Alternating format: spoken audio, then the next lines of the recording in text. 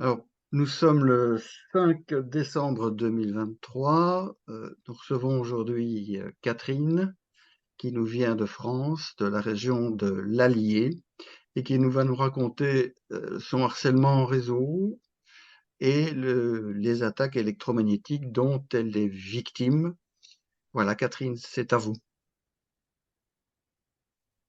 Alors bonjour, je me présente Catherine. Donc j'habite le département de l'Allier depuis fin 99. Je suis arrivée donc par mutation professionnelle. Je travaille dans la fonction publique territoriale. Euh, je vis seule depuis plusieurs années. Qu'est-ce que je voulais dire? Donc je subis un harcèlement en réseau organisé en fait ainsi que des tirs à énergie dirigée. Certainement des ondes psychotroniques et électromagnétiques, du contrôle mental et neuronal. Euh, Depuis 2016, donc j'ai occupé pardon, un logement sur la commune. Est-ce qu'on peut dire la commune? Non, ne dites pas, c'est pas Oui, la peine. bon, d'accord. J'ai occupé un précédent logement en fait où j'ai commencé à avoir des soucis qui se sont accentués pardon, en 2019.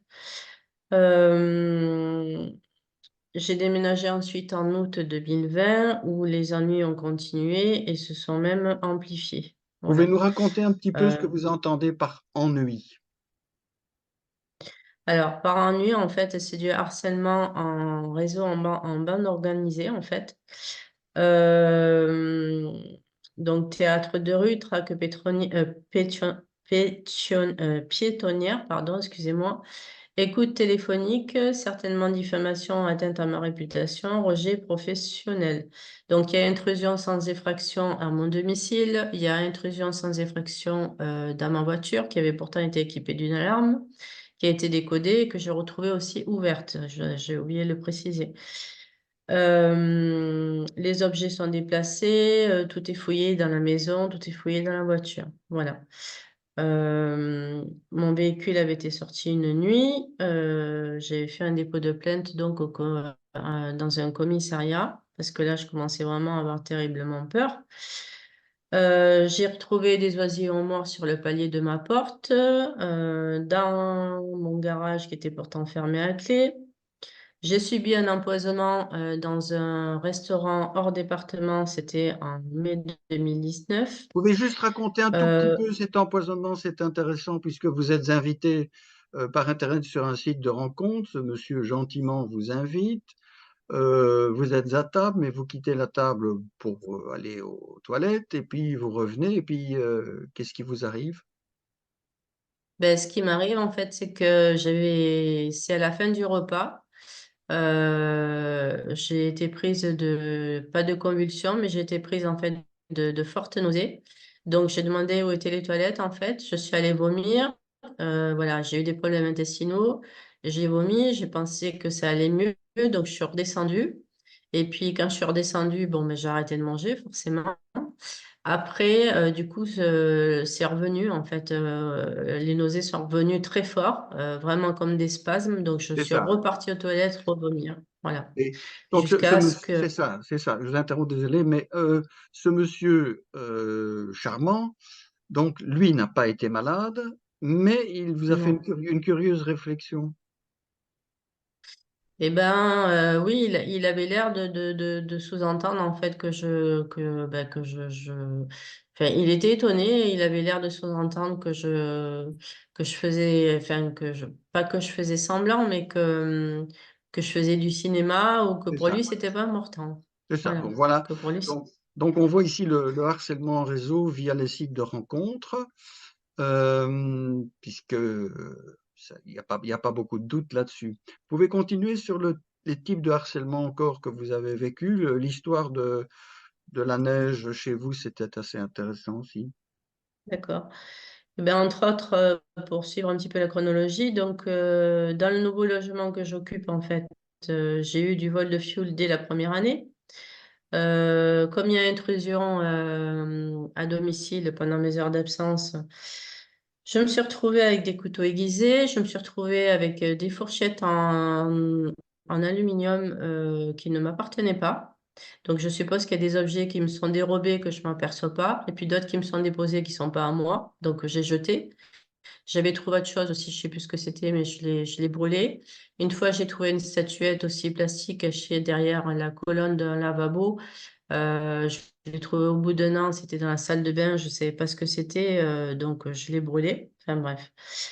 J'ai trouvé des bouts de verre aussi dans un meuble fermé. Je m'étais aperçu qu'on était rentré sur mon terrain en fait parce que j'ai trouvé des déjections de chiens alors que je n'ai pas de chien.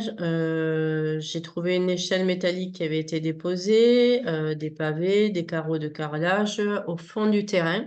Donc il faut absolument passer par le portail automatique électrique pour pouvoir aller au fond du terrain.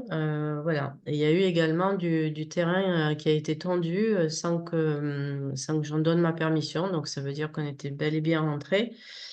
Euh, voilà. Pour situer les choses, vous vivez dans une maison quatre façades, dans un lotissement où vous connaissez peu vos voisins, sauf qu'il y a un charmant voisin également qui est venu vous voir pour vous dire, Ah oui. Alors, je ne connais pas mes voisins. Quand je suis arrivée ici en août 2020, je connaissais personne, strictement personne. On ne peut pas dire qu'on se connaisse mieux avec le temps parce que les gens restent chacun chez soi. Par contre, moi, quand j'étais arrivée, au bout de 3 mois, une fois sorti des cartons, j'ai fait un cocktail voilà, j'ai fait très rapidement un cocktail pour inviter les trois, quatre premières maisons à côté, voilà, pour leur souhaiter la bienvenue chez moi. Et il y a un monsieur qui n'a pas pu venir, en fait, que j'ai pas réussi à trouver. Et ce monsieur s'est présenté chez moi un an plus tard. Donc, il est venu au portail discuter, tout ça. Et dans la conversation, il m'a dit une chose qui m'a assez choquée, mais que j'avais eu le temps de prendre connaissance. Il m'a dit, vous savez, ici, vous pouvez mourir, il n'y aura jamais personne pour vous porter assistance. Et alors, moi, je lui avais répondu, ben, écoutez, j'ai eu l'occasion de m'en apercevoir, mais merci de me le dire, au moins, ça a le mérite d'être clair. voilà. Voilà. Donc, après, pour continuer sur le principe du harcèlement en réseau, ben, je m'étais fait voler du fioul, non, ça j'en ai parlé.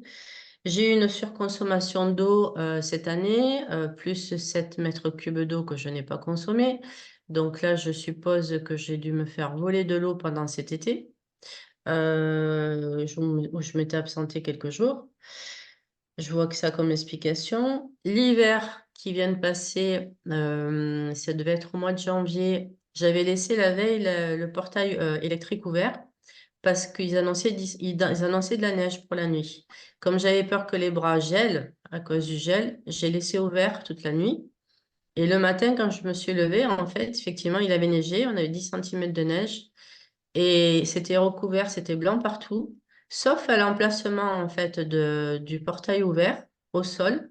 On voyait bien qu'il y avait une trace, comme si un gros véhicule, 4x4, fourgon, je sais pas, avait stationné en travers du portail. Là, il n'y avait pas de neige. Malheureusement, j'ai pas eu le réflexe de prendre une photo, c'est bien dommage. Avec mon téléphone portable à l'époque, j'aurais pu.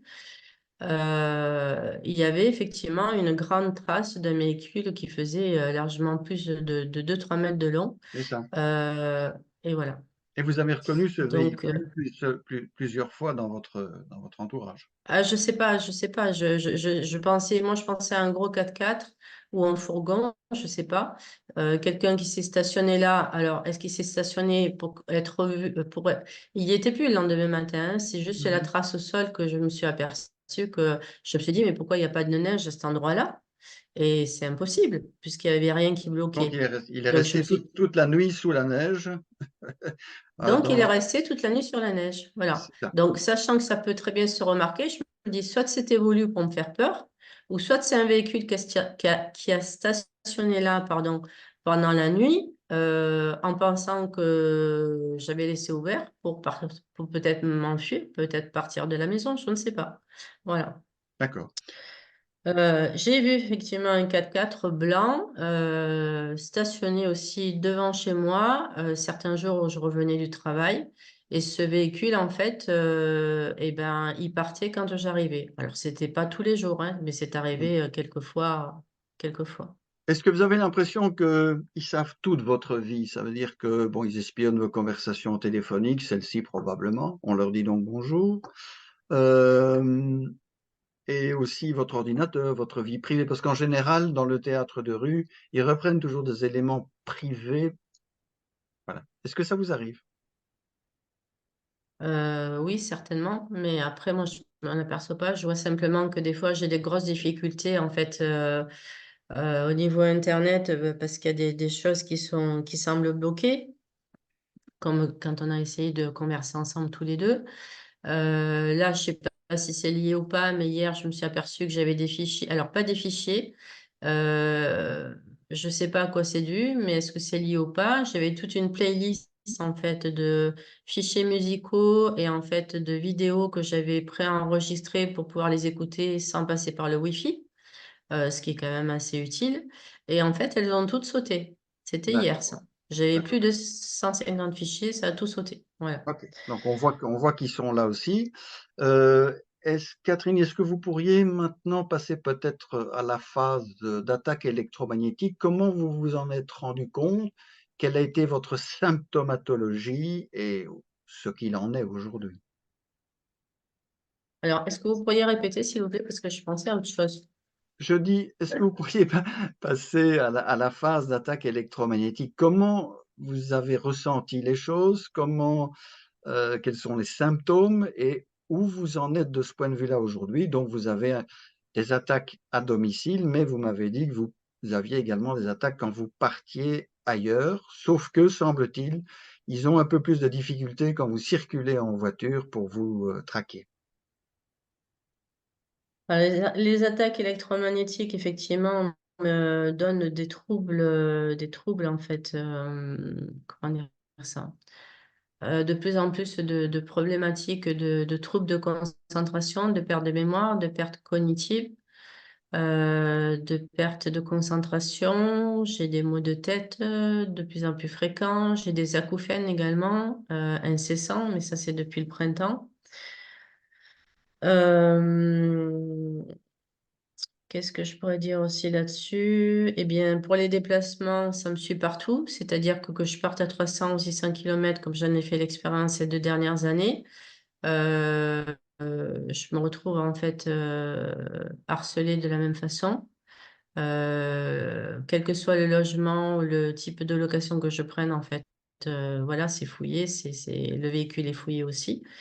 Donc, les seuls moments où je me sens bien, c'est quand je prends ma voiture et que je roule plusieurs dizaines de kilomètres pour aller nulle part, on va dire ça comme ça. Et là, je me sens bien parce qu'en fait, je ne sais pas si c'est la concentration sur la route ou si c'est l'histoire des fréquences qui fait qu'à un moment donné, là, je retrouve mon entière concentration au niveau de l'esprit. Et en fait, j'ai l'impression que je subis moins d'effets du fait du déplacement C'est physique. ça, Alors, je c'est pensais ça. que c'était peut-être d'être dans la voiture, parce qu'on dit que la voiture est une cage de Faraday, Mmh. mais il est possible que ce soit justement le fait de se déplacer qui fait que ça doit perturber peut-être leur fréquence. C'est ça. Donc en fait, il y a des attaques à distance, probablement on va dire satellitaires, tour 5G, peu importe. Mais dans le voisinage, vous êtes persuadé quand même que ça se fait aussi? Mais dans les voisinages, j'en suis persuadée aussi, pour la simple et bonne raison qu'au printemps dernier, euh, alors, j'ai subi, comment dire ça? J'ai été manipulée et j'ai subi en fait une influence visuelle psychologique qui agit sur mon subconscient du fait du comportement, de l'attitude de mes voisins. Alors, du fait des écrans, dans un premier temps, des vidéos que j'ai consultées en fait dans l'hiver, qui ont un sens pour moi, qui ont donné un sens aux événements qui se sont passés par la suite, et qui m'ont induit en erreur sur beaucoup de choses. Après, les voisins ont pris le relais par une forme de théâtre de rue qui m'ont injecté, entre guillemets, des pensées subliminales, en fait, et qui m'ont fait faire tout et n'importe quoi. Donc, c'est justement dans ce cadre-là où j'ai agi de façon complètement incohérente, désordonnée et surtout incohérente qui ne correspond pas à ma personnalité. Et j'ai agi d'une façon voilà, qui était contraire à mes intérêts. Beaucoup perdu financièrement. Et j'ai ressenti aussi, j'ai oublié de vous le dire, des émotions accrues, c'est-à-dire de l'anxiété en plus, de la crainte, de la confusion, de la peur, de la désorientation, du stress et un sentiment de devoir agir dans l'urgence de façon complètement incohérente. C'est ça. Et vous pourriez aussi nous donner des manifestations physiques? Des manifestations physiques sur la santé? Oui, vous m'avez parlé de brûlures, vous m'avez parlé de céphalées, Oui. Eh ben, effectivement, je me traîne une fatigue chronique depuis 1 an et demi. Donc, j'ai de multiples arrêts maladie. J'ai repris, je suis repartie en arrêt maladie, ainsi de suite. J'ai un épuisement, j'ai une fatigue chronique. J'ai des acouphènes incessants depuis le printemps. J'ai une voix qui est très rauque, je ne sais pas à quoi c'est dû, parce qu'elle change quand même, ma voix. Je la retrouve quand je me déplace de plusieurs centaines de kilomètres. Donc là, il y a quand même un phénomène assez étrange. Par contre, quand je reviens ici à mon domicile, je retrouve cette voix très rauque, en fait, très rauque. J'ai des bleus, des brûlures ou des ecchymoses, on les appellera comme on veut, Mhm. depuis près de 2 ans, sur tout le corps. Ça sort par intermittence. Je précise sans m'être connue ni m'être blessée. Donc, j'ai des troubles de la mémoire récente, j'ai des troubles des connaissances acquises, j'ai des pertes de fonction cognitive. Des troubles de la vision depuis 2 ans, des troubles de la concentration. Depuis quelque temps, j'ai un fourmillement et un gonflement des doigts de la main droite. Je ne sais pas pourquoi, ça arrive uniquement la nuit. J'ai des maux de tête fréquents. J'ai parfois de la désorientation. Euh, Pardon. Et qu'est-ce que j'avais noté d'autre encore? Une douleur sur l'oreille droite, mais ça dépend des moments. J'ai des douleurs articulaires de plus en plus fréquentes aussi, pareil, qui viennent on ne sait d'où et qui repartent comme ça, en fait, et qui peuvent durer un certain temps. Et j'ai perdu ma vitalité, mon énergie, et puis beaucoup Oui, de ça choses paraît avec déjà, oui, aussi. ça paraît déjà beaucoup. Euh, une autre question, et puis ça sera probablement une des dernières. Euh, Vous avez l'impression d'avoir été implanté à votre insu? Une opération chirurgicale? Alors en 2016, j'ai suivi effectivement un examen médical, une coloscopie, donc il y a eu une anesthésie générale. Donc est-ce que j'ai pu être implantée là? Je ne sais pas. Plus récemment, ça remonte à 2 ans et demi, en fait, j'ai eu une intervention sur une couronne, une dent, chez un dentiste, qui a été obligé de creuser assez profond dans la dent, au moins de 2 centimètres. Je ne sais plus ce que j'avais eu, j'avais atterri aux urgences. Et en fait, bon, ben, il m'a réglé le problème, mais est-ce qu'il y a eu quelque chose d'implanté à ce moment-là? Je ne sais pas. C'est ça. Enfin, vous n'avez Par pas un contre, souvenir précis, oui.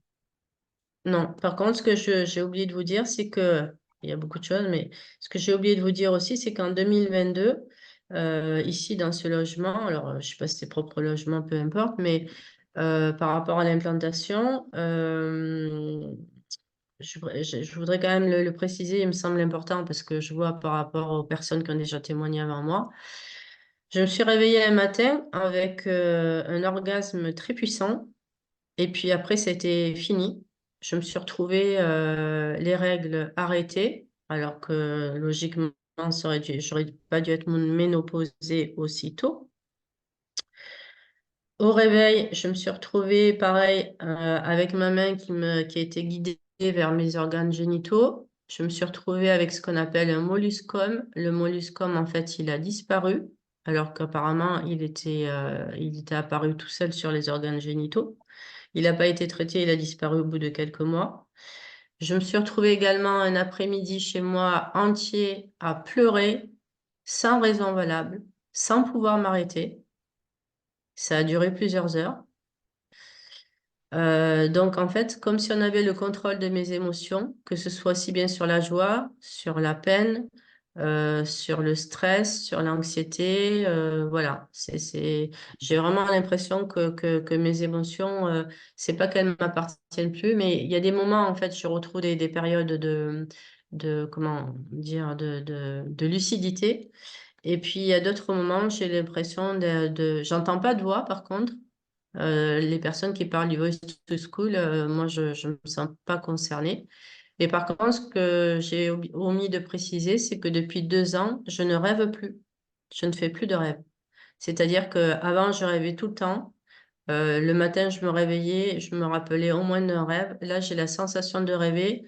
Et depuis 2 ans, je ne me rappelle strictement aucun de mes rêves. Aucun de Non, mes mais rêves dans la fa... c'est ça.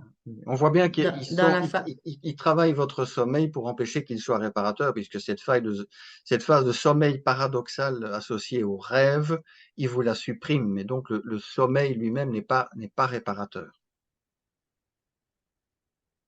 Voilà. Et donc, et est-ce que je vous ai reparlé donc de ce qui s'était passé en septembre 2021? Parce qu'en septembre 2021, bah, j'ai eu, comment dire ça?